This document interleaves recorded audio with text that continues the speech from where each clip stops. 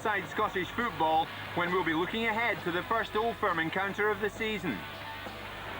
So, until next Tuesday, it's bye for now. World Cup. In Santiago, striker Marcelo Salas would make a triumphant return for Chile after missing the last two qualifiers for being sent off for fighting in June against Paraguay. Next up for the Chileans, an encounter with an inspired Brazilian side, winners against Argentina last time out. Salas taking the ball down the right wing. The cross into the area, but it ricochets off Brazil's Edmilson and hits the crossbar, nearly an own goal. 25th minute, Chile again on the attack. The pass ahead to Estee in the area. He volleys past Dida, and the home crowd explodes with excitement. 1-0 Chile. In the 44th minute, a mistake by the Brazilian defense. Salas jumps on it. The cross to Ivan Zamorano. In the area, he drills it past Dida for a 2-0 Chilean lead just before the half.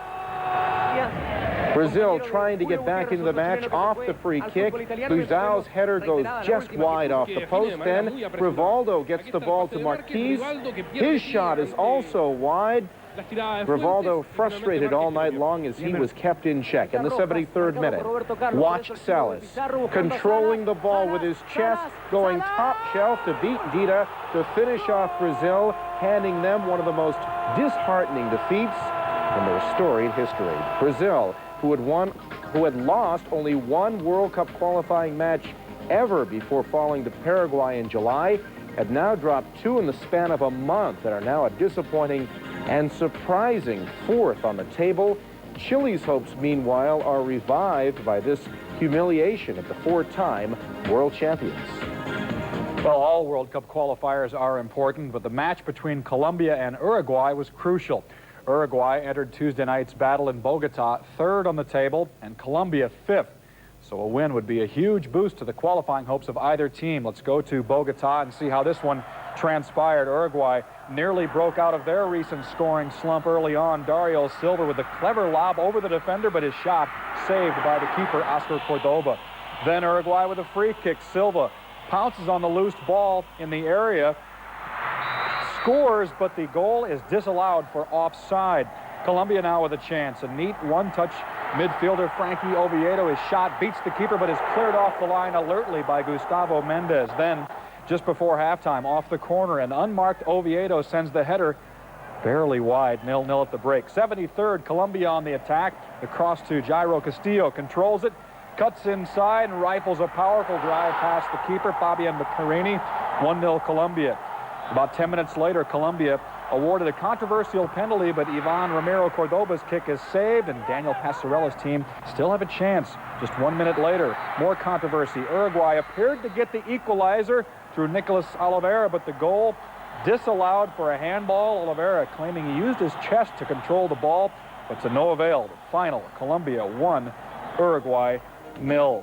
Colombia, an interesting study. They've scored just 2 goals in their last 4 qualifying matches, but they haven't surrendered a goal in their last 3 matches and have picked up 7 points over that 3-game span to jump past Brazil into second. Table leaders Argentina host Paraguay on Wednesday. A Paraguay win would mean Brazil would fall all the way to 5th. The top 4 teams automatically qualify for the World Cup. To Mexico City for World Cup qualifying from the CONCACAF region. Mexico playing host to Canada. The Mexicans coming off their loss to Trinidad, further raising the ire of the home fans by missing a golden opportunity in the first half, 0-0 at the break. But Mexico came out strong in the second. Beautiful play here. Miguel Zapata crossing to substitute Jose Abundes. He scores to put the Mexicans on top in the 48th. 81st, check out the own goal by Canadian defender Paul Fenwick. And it gave Mexico a 2-0 lead. That's the way it ended. Mexico moving second behind Trinidad in Group C. Meantime, in Group E, Costa Rica played host to Guatemala in a hair-raising affair. 58th minute, Costa Rica in red, and it's Paulo Wanchope out racing the keeper and puts in his second goal of the match. 2-0 Costa Rica. 68th minute, Guatemala's Dwight Petsarosi goes up and over 2 defenders and heads it in to cut Costa Rica's lead in half. Costa Rica had 2 goals disallowed in a very heated match as tempers flared toward the end. Wow. But they still won 2-1 to move to the top of the group, followed by Guatemala. What a difference. Ja, sonst ein alter Profi. für ihn ein großer Tag heute.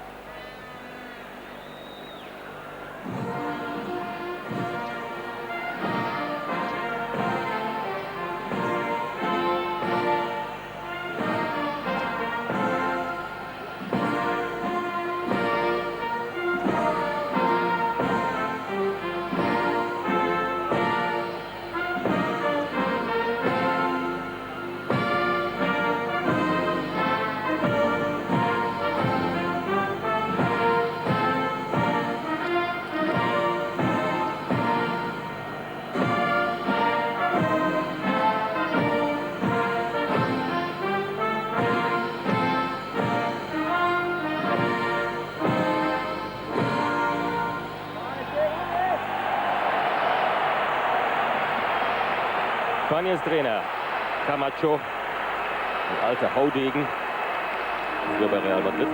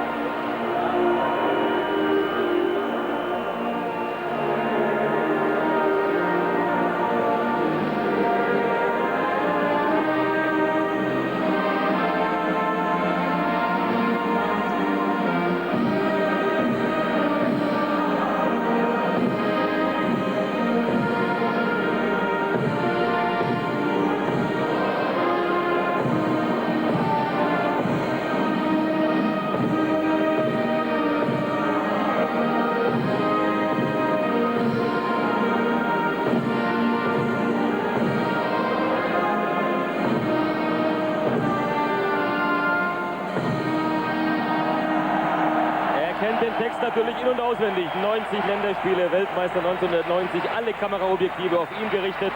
Ich zitiere Rudi Völler mal mit einem Satz: Nicht die Aufstellung ist entscheidend, sondern die Einstellung. Wir zeigen Ihnen jetzt die Aufstellung, denn die Einstellung ist grafisch nicht darstellbar. Die sehen wir nachher auf dem Platz. Zum ersten Mal seit Franz Beckenbauer spielt der deutsche Nationalelf ohne Libero. Abgesehen von einem kleinen Versuch auf der Malta-Reise 98, nach der Berti Vogt zurücktrat. Eine Dreierreihe hinten vor Oliver Kahn, bestehend aus Jörg Heinrich, Jens Nowotny und Marco Rehmer. Das Mittelfeld mit Bode von links, Ballack, Ramelow und rechts Deißler und drei Spitzen. Der Offensivblock der Münchner Bayern mit Zickler, Janker und leicht dahinter zurückhängend von rechts Mehmet Scholl. Spanien, wie gesagt, mit einigen neuen Leuten dabei, dennoch mit einer beeindruckenden Mannschaft. Überraschend die Besetzung des Torwarts. César von Real Madrid mit seinem Debüt. Die Viererkette mit Juan Fran, Paco, Abelardo und Velasco. Defensiv, Mittelfeld und Spielmacher gleichzeitig. Guardiola, rechts Echeverria, links Mendieta. Vorne mit der neuen Gerrard, neu zu Barcelona gewechselt. Das Wunderkind Raúl mit der 10 und Dani vom FC Barcelona. Fußball live im ZDF. Das Länderspiel Deutschland gegen Spanien mit Bitburger. Ein unbelasteter Jörg Heinrich, Rückkehrer nach Deutschland, jetzt bei Borussia Dortmund. Der erfahrenste in dieser heutigen Anfangsformation mit 30 Länderspielen. Seine Rückkehr nach einem Jahr und er nach 1,5 Jahren wieder dabei. Alexander Zickler selbstverständlich bei dieser Form, die er zurzeit aufweist. Sein letzter Einsatz war gegen Kolumbien auf der Florida-Reise. Ramelow war im Aufgebot bei der EM und hatte vielleicht das Pech. Is Argentina. They started their campaign with 5 straight wins, but then they went down 3-1 to an irregular Brazilian side. On Wednesday, they hosted Paraguay, a nation who beat Brazil earlier in qualifying. Paraguay's inspirational goalkeeper José Luis Chilavert was suspended for this match, so Ricardo Tavarelli had the responsibility of keeping the mighty Argentinians at bay. But it would be Argentina to be on the defensive end early on. Paraguay with a couple of chances here to get the first goal. Roberto Acuña trying to put the pressure on, and it's Bonanno who's a bit lost, sees the ball hit the post. Paraguay keep the pressure on, and finally the Argentinian defense managed to put it off for a corner. On to the second half, still no score. Acuña would get the goal he deserved from his efforts earlier in the match. Great skill to set up the shot, and then finds the corner on 61 minutes. Paraguay with a shock lead in Argentina. The locals, though, didn't take long to respond. 6 minutes to be exact. Starlet Pablo Aymar, the River Plate midfielder, making it 1-1. 76th minute, Tavarelli now under pressure. He comes out, he's nowhere to be seen. Ariel Ortega had an open goal, but there is Carlos Gamarra to save the day. Now, Argentina's best chance was still to come off the Juan Sebastián Verón free kick. Check it out on the first post first, and then it's Walter Samuel who cannot score with an open goal. He can't believe it. Argentina can't believe it, but they believe that they can't beat Paraguay. It finished 1-1. To Quito, where 7th-placed Ecuador hosted 9th-placed Bolivia in a battle of two nations who desperately needed points. 17th minute, Ecuador get on the board. The cross comes in from the right, and it's Agustín Delgado, who seems to do most of the scoring for the Ecuadorians. He finds the back of the net with a well-placed header. Bolivia had only 2 opportunities on goal in the entire match, their best one coming right here. A long bomb from outside the area. Well saved. Well, Alex Aguinaga would be involved in the second goal. There's a appeal for a handball by the Bolivians. No call made, and it's the end. It's that man Delgado again. Finds the far post, and Ecuador get a much-needed win and 3 points by beating Bolivia. We're not done yet. We go to Lima, where Peru looked for their second win in qualifying.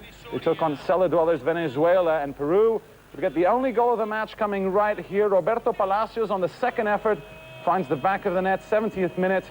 1-0 for the home side. Now, Venezuela have lost every single World Cup qualifying match away from home. They nearly got an equalizer. First hit the post, and then the crossbar. Just wasn't to be for the Venezuelans as they go down yet again, this time 1-0. Now, after 7 of the 19 rounds of matches in the CONMEBOL section, Argentina still hold a comfortable lead. The big disappointment has been Brazil, of course, who lost 3-0 to Chile on Tuesday. The top 4 teams qualify automatically for the World Cup.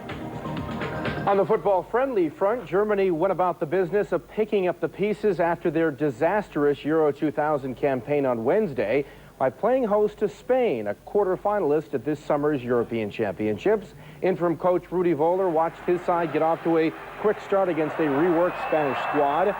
First goal of the match came off the foot of Mehmet Scholl, who was responsible for Germany's lone goal at Euro 2000.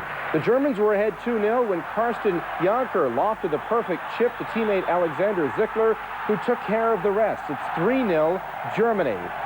In the 62nd minute, the home side gave the 45,000 fans at Hanover even more to cheer about when Zickler scored near post. Germany now led 4-0. Spain was able to at least pull one back when Real Madrid striker Raúl faked out a pair of German defenders for the 69th minute strike, but this would be Germany's night. There were a number of European football friendlies on Wednesday, including Portugal's one-sided win over Lithuania. Euro 2000 quarterfinalist Turkey fell to Bosnia. Finland down Norway 3-1, with Belgium beating Bulgaria by the same score. The European champions also played a friendly match on Wednesday, but against a different kind of opposition. France hosted the FIFA All-Stars in a charity match intended to raise money to benefit FIFA's adopted charity, the SOS Children's Villages. 60,000 people packed the Velodrome Stadium in Marseille for the match, which featured FIFA President Sepp Blatter. And of course, French national hero Zinedine Zidane. This match may have been a friendly, but France were anything but casual after the kickoff. David Trezeguet making the most out of a Aldeir mistake. 27th minute, they're at it again, and it's that man, David Trezeguet again, this time chipping over Andries Kopke, who was in the All-Star goal.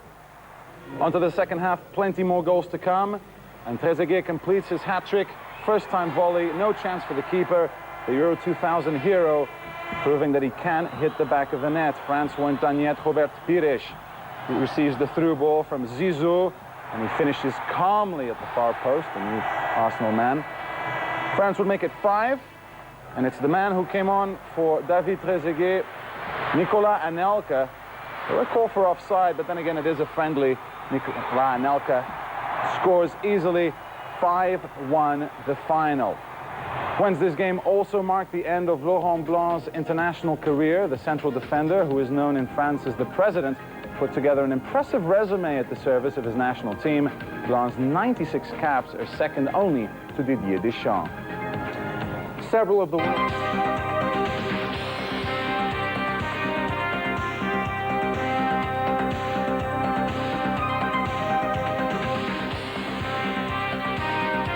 Welcome back to World Sport. In order to qualify for the upcoming World Cup, the United States soccer team has to pull together fast. After 2 matches in their CONCACAF group, the USA found itself in last place with only 1 point. They needed a big win against Barbados on Wednesday to reboot their campaign, and they got one, already leading 1-0.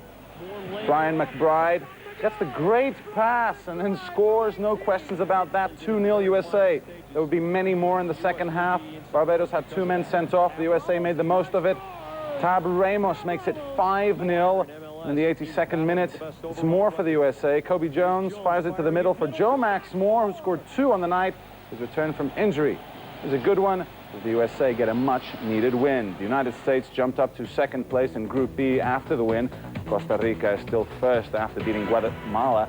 Manchester United striker Dwight York scored twice for Trinidad and Tobago, who lead Group C with 9 points from 3 matches. They are followed by Mexico, who beat Canada 2-0. Club football from Brazil, where Palmeiras took on Corinthians in a Brazilian championship match. 13th minute, Palmeiras could have opened the scoring. Gilmar all alone, and how did he miss that? You'll be asking yourself that question for a few hours. 71st minute onto the second half, still scoreless. It's Corinthians with a chance now. Everton fires over the crossbar. You can see here how close he came to opening the scoring.